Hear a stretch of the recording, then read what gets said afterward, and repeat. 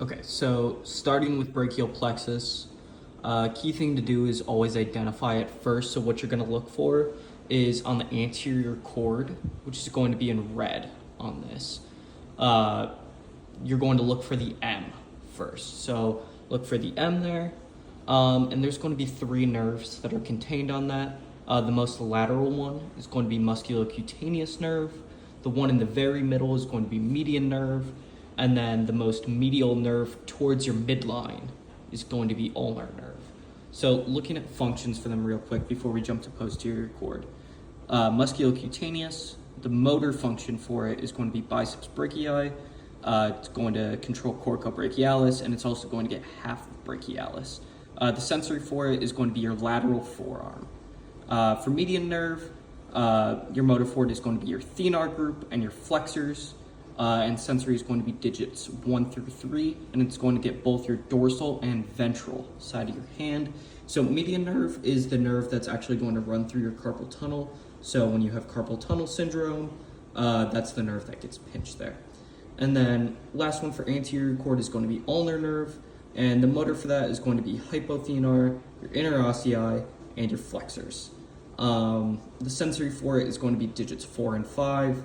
And it's going to get both dorsal and ventral side of the hand. So remember, when you're looking at your hand, median is going to be these 3 fingers, ulnar is going to be these 2 fingers. I also forgot to put the other half of brachialis is going to be gotten by median nerve, but yeah. So looking at the posterior cord, that's going to be in green on this. Radial is going to be your big, long, and thick one in the body, and then axillary is going to be a stem off of it, very high up. Axillary is going to go to the armpit. So looking at functions for these, radial, the motor is going to be triceps brachii and extensors, and the sensory is going to be posterior arm and forearm. So radial just goes to the back of the arm. That's going to get everything in the back. So yeah. Axillary, that's, like I mentioned, going to the armpit. The motor for it is going to be deltoid and teres minor. So it's stuff in your shoulder. The sensory for it is just going to be lateral shoulder, so on the outside of your shoulder there. That's brachial plexus. Moving on to lumbar and sacral plexus. In terms of identification, you don't need to worry too much about it. It'll be pretty obvious about where they go. The top 3 there are going to femoral, obturator, and pudendal. Those are all going to be anterior, while the bottom 3, sciatic, tibial, and common fibular, are all going to be posterior. So starting off with femoral, the motor for that one is going to be your quads and your sartorius. The sensory is going to be your anterior thigh. So it's going to get a lot of that front thigh, except for a little bit in the middle.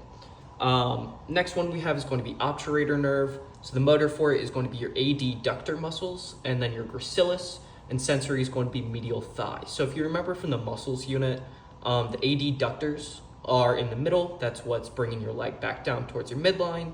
So obturator nerve, all of that is just going to be in the middle of your thigh there.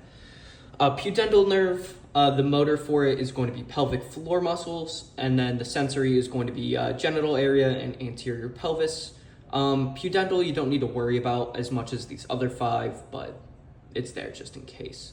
Our next one, and now we're moving posteriorly, is going to be sciatic nerve. Sciatic nerve is going to be the very, very big nerve. It's like the largest nerve in your body. So the motor for that one is going to be your hamstrings, and the sensory is going to be posterior thigh. So as sciatic goes down, it's going to split off into 2 different nerves. That's going to be tibial and common fibular. So tibial, the motor for it is going to be controlling gastrocnemius soleus, and it also aids in plantar flexion. The sensory for it is going to be posterior lower leg, just like where gastrocnemius and soleus are, and then plantar surface of the foot. So essentially what tibial nerve does is it's going to come down, split off of sciatic, and then go back and underneath the foot behind the heel. And then our last nerve, common fibular nerve, the motor for it is going to be dorsiflexion, and then it's going to get fibularis brevis and longus. The sensory for it is going to be the lateral lower leg and the dorsal surface of the foot. So common fibular is going to be controlling dorsiflexion. It's going to be coming off of the back of your leg, going around and connecting to the top of your foot, and that's what's going to be controlling dorsiflexion in your foot. And then I put there just a little note, branches off of the sciatic nerve. So That's everything for the plexuses. I will send you my other videos.